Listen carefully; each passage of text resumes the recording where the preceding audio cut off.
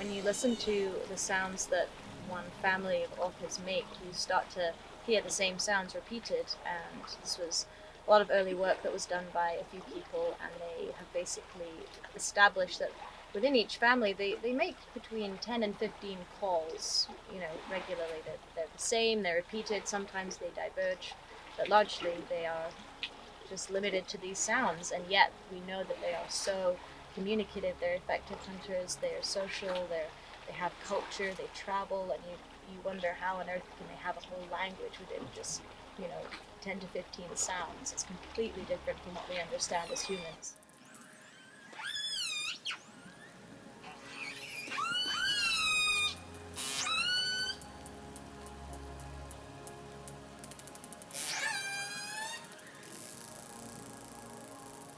I think it's incredibly beneficial for all animals in their environment to have a safe space that is protected, that has been designated just for them, somewhere that humans are not permitted to be interacting with them in. And that's what the Robson Bight Ecological Reserve does so wonderfully for the northern resident orcas. I mean, I've spent 10 years now at Craycroft Point watching whales move from Blackney Pass into Johnstone Strait, and I have a sigh of relief when I see them crossing over that boundary line into the reserve, just to know that they have that space and they have that time that is just for them, and I know that I can turn my back and know that they're, not going to be disturbed.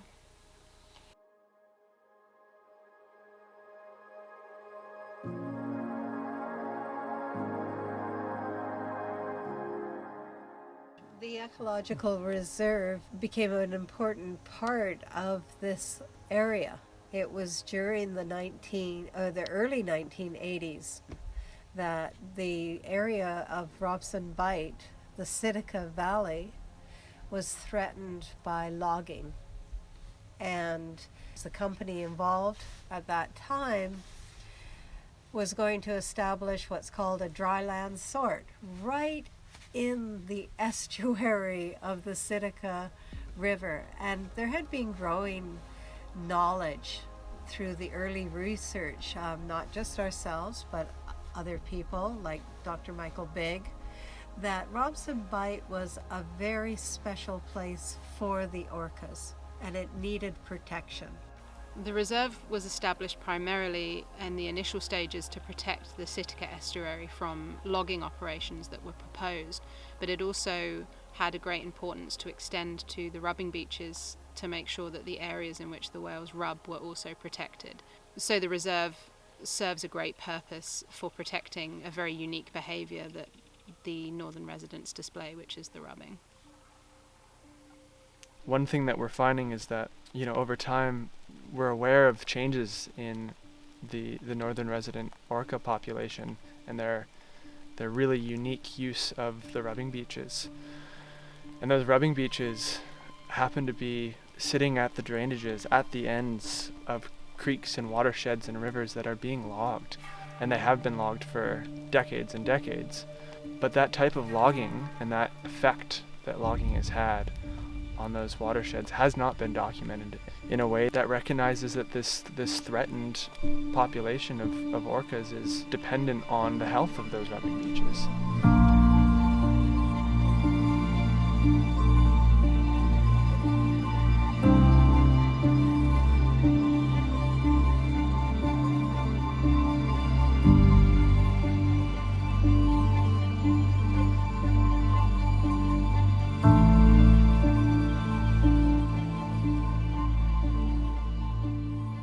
These orcas, for thousands of years, have shown a preference for salmon, specifically 2 types of salmon. And the salmon, as many people know, migrate back to their natal rivers and then spawn, and the whole cycle is renewed. Well, if logging happens in areas near rivers, then the rivers are under threat of evaporation, of degradation through logging debris, the noise that's involved, the total disruption. And forest practices are still going on that are not, well, they're not great.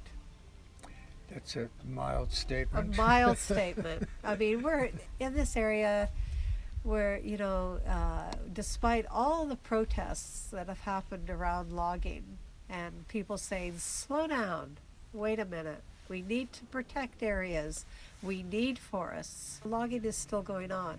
And they found a really interesting thing years ago, the salmon coming up the stream, spawning and then dying, and bears going into the streams and pulling the fish out and leaving the carcasses in the forest were actually nutrients for the forest.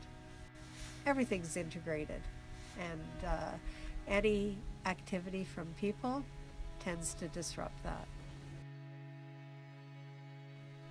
The Robson Bight Michael Big Ecological Reserve has these very clear boundaries, and those boundaries were put in place by multiple conservation groups a number of decades ago, and overall they've been really successful and really great. But once again, those boundaries are cut and they're clear, but outside of those lines nothing's different. So what we're finding is that there's a logging road that's one of the most active on the coast right now in the Schmidt Creek watershed, and that logging road is less than a kilometer away from what we call Main Rubbing Beach. There's no question in my mind that dozens and dozens of logging trucks coming up and down those roads on a daily basis are affecting that beach and the quality of those beaches.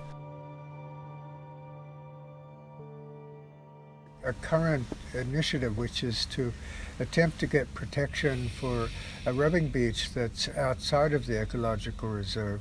It's called Kaizumi because it lies between a rock named Izumi Rock and a beach named Kaikash Beach. So we call this tiny little beach that the whales use to rub in Kaizumi. We're hoping to have it protected. We've had incidents that tell us that it's vulnerable to people and that the whales are therefore vulnerable, and we're hoping to protect it. The importance of protecting the Kazumi rubbing beach is incredibly urgent. I think we've proved now with a series of hydrophones and surface cameras and underwater cameras that this beach is incredibly important to the northern resident orcas. But what we've also done is we've proven that there is a huge amount of human traffic that is also interacting with that beach. And the more that increases, the more impact that's going to have on the whales.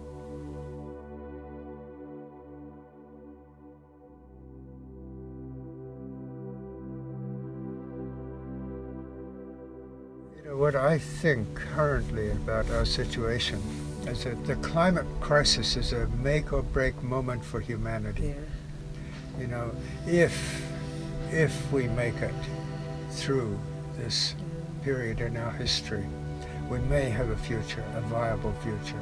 If we don't, I think humanity is going to be a blip. You know, when you look at geological story of Earth and understand a little bit about the time element that's involved, millions, billions of years, you know. The question, I think, is that will we actually have a future that you can see 1 billion years from now that involves humanity? I'm not sure. But if we get through climate, if we get to a point where the climate that exists on this earth is tolerable to humans and to all the other incredible forms of life that this planet is blessed with, we might have a chance.